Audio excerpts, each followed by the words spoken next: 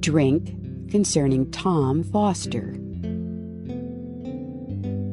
Tom Foster came to Winesburg from Cincinnati when he was still young and could get many new impressions.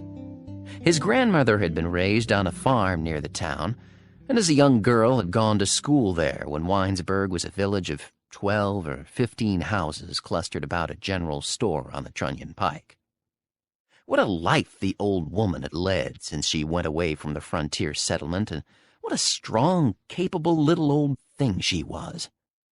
She had been in Kansas, in Canada, and in New York City, traveling about with her husband, a mechanic, before he died. Later, she went to stay with her daughter, who had also married a mechanic and lived in Covington, Kentucky, across the river from Cincinnati. Then began the hard years for Tom Foster's grandmother. First, her son-in-law was killed by a policeman during a strike, and then Tom's mother became an invalid and died also. The grandmother saved a little money, but it was swept away by the illness of the daughter and by the cost of the 2 funerals. She became a half-worn-out old woman worker and lived with the grandson above a junk shop on a side street in Cincinnati. For 5 years, she scrubbed the floors in an office building and then got a place as a dishwasher in a restaurant. Her hands were all twisted out of shape. When she took hold of a mop or a broom handle, the hands looked like the dried stems of an old creeping vine clinging to a tree. The old woman came back to Winesburg as soon as she got the chance. One evening, as she was coming home from work, she found a pocketbook containing $37, and that opened the way. The trip was a great adventure for the boy. It was past 7 o'clock at night when the grandmother came home with the pocketbook held tightly in her old hands, and she was so excited she could scarcely speak. She insisted on leaving Cincinnati that night, saying that if they stayed until morning, the owner of the money would be sure to find them out and make trouble. Tom, who was then 16 years old, had to go trudging off to the station with the old woman, bearing all of their earthly belongings done up in a worn-out blanket and slung across his back. By his side walked the grandmother, urging him forward. Her toothless old mouth twitched nervously, and when Tom grew weary and wanted to put the pack down at the street crossing, she snatched it up and, if he had not prevented, would have slung it across her own back. When they got into the train and it had run out of the city, she was as delighted as a girl and talked as the boy had never heard her talk before. All through the night, as the train rattled along, the grandmother told Tom tales of Winesburg and how he would enjoy his life working in the fields and shooting wild things in the woods there. She could not believe that the tiny village of 50 years before had grown into a thriving town in her absence, and in the morning, when the train came to Winesburg, did not want to get off. "It isn't what I thought. It may be hard for you here." But Tom Foster did get along all right. He was one to get along anywhere. Mrs. White, the banker's wife, employed his grandmother to work in the kitchen, and he got a place as a stable boy in the banker's new brick barn. In Winesburg, servants were hard to get. The woman who wanted help in her housework employed a hired girl who insisted on sitting at the table with the family. Mrs. White was sick of hired girls and snatched at the chance to get hold of the old city woman. She furnished a room for the boy Tom upstairs in the barn. She explained to her husband, "He can mow the lawn and run errands when the horses don't need attention." Tom Foster was rather small for his age and had a large head covered with stiff black hair that stood straight up. The hair emphasized the bigness of his head. His voice was the softest thing imaginable, and he was himself so gentle and quiet that he slipped into the life of the town without attracting the least bit of attention. One could not help wondering where Tom Foster got his gentleness. In Cincinnati, he had lived in a neighborhood where gangs of tough boys prowled through the streets, and all through his early formative years he ran about with tough boys. For a while, he was a messenger for a telegraph company and delivered messages in a neighborhood sprinkled with houses of prostitution. The women in the houses knew and loved Tom Foster, and the tough boys in the gangs loved him also. He never asserted himself. That was the one thing that helped him escape. In an odd way, he stood in the shadow of the wall of life, was meant to stand in the shadow. He saw the men and women in the houses of lust, sensed their casual and horrible love affairs, saw boys fighting, and listened to their tales of thieving and drunkenness, unmoved and strangely unaffected. Once Tom did steal. That was while he still lived in the city. The grandmother was ill at the time, and he himself was out of work. There was nothing to eat in the house, and so he went into a harness shop on a side street and stole $1.75 out of the cash drawer. The harness shop was run by an old man with a long mustache. He saw the boy lurking about and thought nothing of it. When he went out into the street to talk to a teamster, Tom opened the cash drawer and, taking the money, walked away. Later, he was caught, and his grandmother settled the matter by offering to come in twice a week for a month and scrub the shop. The boy was ashamed, but he was rather glad, too. It's all right to be ashamed and makes me understand new things.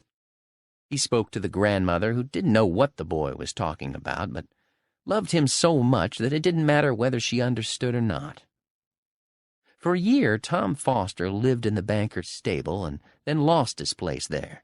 He didn't take very good care of the horses, and he was a constant source of irritation to the banker's wife. She told him to mow the lawn, and he forgot.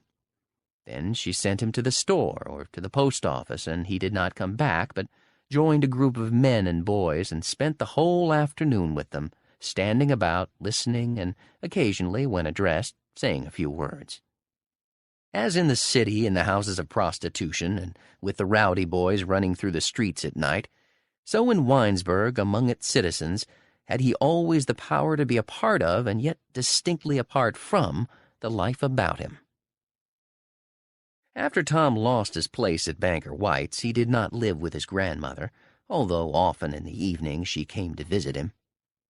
He rented a room at the rear of a little frame building belonging to old Rufus Whiting.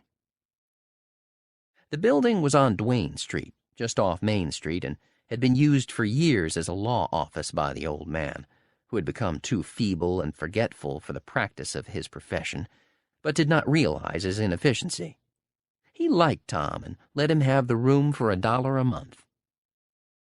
In the late afternoon, when the lawyer had gone home, the boy had the place to himself and spent hours lying on the floor by the stove and thinking of things. In the evening, the grandmother came and sat in the lawyer's chair to smoke a pipe while Tom remained silent, as he always did in the presence of everyone. Often the old woman talked with great vigor. Sometimes she was angry about some happening at the banker's house and scolded away for hours. Out of her own earnings, she bought a mop and regularly scrubbed the lawyer's office. Then, when the whole place was spotlessly clean and smelled clean, she lighted her clay pipe, and she and Tom had a smoke together. She said to the boy lying on the floor beside her chair, "When you get ready to die, then I will die also." Tom Foster enjoyed life in Winesburg. He did odd jobs, such as cutting wood for kitchen stoves and mowing the grass before houses. In late May and early June, he picked strawberries in the fields. He had time to loaf, and he enjoyed loafing. Banker White had given him a cast-off coat, which was too large for him, but his grandmother cut it down, and he also had an overcoat, got at the same place, that was lined with fur. The fur was worn away in spots, but the coat was warm, and in the winter Tom slept in it. He thought his method of getting along good enough, and was happy and satisfied with the way life in Winesburg had turned out for him. The most absurd little things made Tom Foster happy. That, I suppose, was why people loved him. In Hearn's grocery store, they would be roasting coffee on Friday afternoon, preparatory to the Saturday rush of trade, and the rich odor invaded Lower Main Street. Tom Foster appeared and sat on a box at the rear of the store. For an hour he did not move, but sat perfectly still, filling his being with a spicy odor that made him half drunk with happiness. I like it. It makes me think of things far away, places and things like that. One night, Tom Foster got drunk. That came about in a curious way. He had never been drunk before, and indeed, in all his life he had never taken a drink of anything intoxicating, but felt he needed to be drunk that one time, so went and did it. In Cincinnati, when he lived there, Tom had found out many things about ugliness and crime and lust. Indeed, he knew more of these things than anyone else in Winesburg. The matter of sex in particular had presented itself to him in quite a horrible way and had made a deep impression on his mind. He thought, after what he had seen of women standing before the squalid houses on cold nights and the look he had seen in the eyes of men who stopped to talk to them, that he would put sex altogether out of his own life. One of the women of the neighborhood tempted him once, and he went into a room with her. He never forgot the smell of the room, nor the greedy look that came into the eyes of the woman. It sickened him, and in a very terrible way left a scar on his soul. He had always before thought of women as quite innocent things, much like his grandmother. But after that one experience in the room, he dismissed women from his mind. So gentle was his nature that he could not hate anything, and not being able to understand, he decided to forget. And Tom did forget until he came to Winesburg. After he had lived there for 2 years, something began to stir in him. On all sides he saw youth making love, and he himself was a youth. Before he knew what happened, he was in love also. He fell in love with Helen White, daughter of the man for whom he'd worked, and found himself thinking of her at night. That was a problem for Tom, and he settled it in his own way. He let himself think of Helen White whenever her figure came into his mind, and only concerned himself with the manner of his thoughts. He had a fight, a quiet, determined little fight of his own to keep his desires in the channel where he thought they belonged, but on the whole, he was victorious. And then came the spring night when he got drunk. Tom was wild on that night. He was like an innocent young buck of the forest that has eaten of some maddening weed.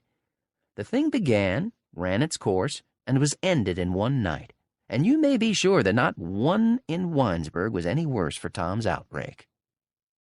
In the first place, the night was one to make a sensitive nature drunk. The trees along the residence streets of the town were all newly clothed in soft green leaves.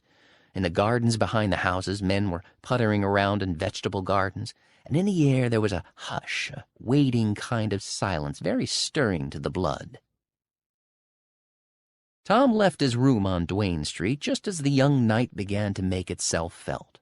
First he walked through the streets, going softly and quietly along, thinking thoughts that he tried to put into words. He said that Helen White was a flame dancing in the air, and that he was a little tree without leaves standing out sharply against the sky. Then he said she was a wind, a strong, terrible wind, coming out of the darkness of a stormy sea, and that he was a boat left on the shore of the sea by a fisherman. That idea pleased the boy, and he sauntered along playing with it. He went into Main Street and sat on the curb before Wacker's tobacco store. For an hour he lingered about, listening to the talk of men, but it did not interest him much, and he slipped away. Then he decided to get drunk, and went into Willie's saloon and bought a bottle of whiskey. Putting the bottle into his pocket, he walked out of town, wanting to be alone to think more thoughts and to drink the whiskey. Tom got drunk sitting on a bank of new grass beside the road about a mile north of town. Before him was a white road, and at his back an apple orchard in full bloom. He took a drink out of the bottle and then lay down on the grass. He thought of mornings in Winesburg and how the stones in the gravel driveway by Banker White's house were wet with dew and glistened in the morning light. He thought of the nights in the barn when it rained, and he lay awake hearing the drumming of the raindrops and smelling the warm smell of the horses and of hay. Then he thought of a storm that had gone roaring through Winesburg several days before, and, his mind going back, he relived the night he had spent on the train with his grandmother when the two were coming from Cincinnati. Sharply he remembered how strange it had all seemed to sit quietly in the coach and to feel the power of the engine hurling the train along through the night. Tom got drunk in a very short time. He kept taking drinks from the bottle as the thoughts visited him, and when his head began to reel, got up and walked along the road going away from Winesburg. There was a bridge on the road that ran out of Winesburg north to Lake Erie, and the drunken boy made his way along the road to the bridge. There he sat down. He tried to drink again, but when he had taken the cork out of the bottle, he became ill and put it quickly back. His head was rocking back and forth, and so he sat on the stone approach to the bridge and sighed. His head seemed to be flying about like a pinwheel and then projecting itself off into space, and his arms and legs flopped helplessly about. At 11 o'clock, Tom got back into town. George Willard found him wandering about and took him into the Eagle print shop. Then he became afraid that the drunken boy would make a mess on the floor and helped him into the alleyway. The reporter was confused by Tom Foster. The drunken boy talked of Helen White and said he had been with her on the shore of a sea and had made love to her. George had seen Helen White walking in the street with her father during the evening and decided that Tom was out of his head. A sentiment concerning Helen White that lurked in his own heart flamed up, and he became angry. Now you quit that. I won't let Helen's name be dragged into this. I won't let that happen. He began shaking Tom's shoulder, trying to make him understand. He said again, You quit it. For 3 hours, the two young men, thus strangely thrown together, stayed in the print shop. When he had a little recovered, George took Tom for a walk. They went into the country and sat on a log near the edge of a wood. Something in the still night drew them together, and when the drunken boy's head began to clear, they talked. It was good to be drunk. It taught me something. I won't have to do it again. I'll think more clearly after this. You see how it is. George Willard did not see, but his anger concerning Helen White passed, and he felt drawn toward the pale, shaken boy, as he had never before been drawn toward anyone. With motherly solicitude, he insisted that Tom get to his feet and walk about. Again they went back to the print shop and sat in silence in the darkness. The reporter could not get the purpose of Tom Foster's action straightened out in his mind. When Tom spoke again of Helen White, he again grew angry and began to scold. You quit that. You haven't been with her. What makes you say you have? What makes you keep saying such things? Now you quit it, do you hear? Tom was hurt. He couldn't quarrel with George Willard because he was incapable of quarreling, so he got up to go away. When George Willard was insistent, he put out his hand, laying it on the older boy's arm, and tried to explain. Well, I don't know how it was. I was happy. You see how that was? Helen White made me happy, and the night did too. I wanted to suffer, to be hurt somehow. I thought that was what I should do. I wanted to suffer, you see, because everyone suffers and does wrong. I thought of a lot of things to do, but they wouldn't work. Tom Foster's voice arose, and for once in his life, he became almost excited. It was like making love, that's what I mean. Don't you see how it is? It hurt me to do what I did and made everything strange. That's why I did it. I'm glad, too. It taught me something. That's it. That's what I wanted. Don't you understand? I wanted to learn things, you see. That's why I did it.